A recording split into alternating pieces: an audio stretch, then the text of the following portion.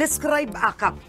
AKAP, ano yun sa'yo? Pork barrel ba yun? Ano ang AKAP? Maliwanag na pork barrel kasi, alam mo, nahuhuli rin naman sila sa sarili nilang bibig.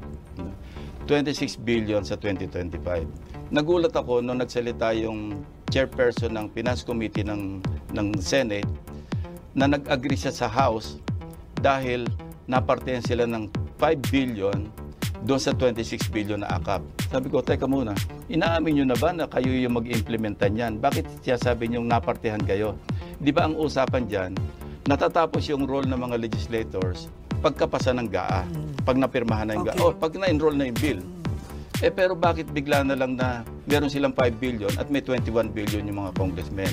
Another point, narinig ko si Senator Bato de la Rosa, sinasabi niya na hindi ko natatanggapin yung I will not take it anymore. Maski maganda, hirap-hirap ako sa kampanya, hindi ko na kukunin yung AKAP. Teka muna, kumukuha ka ba dati niyan?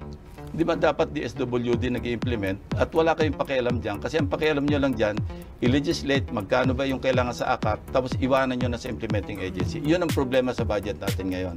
Para bang, ano ba ito? Parang Congress na lang ba nasusunod? Maski yung insertions, ito, interesting, Karen. But before you talk about the insertions,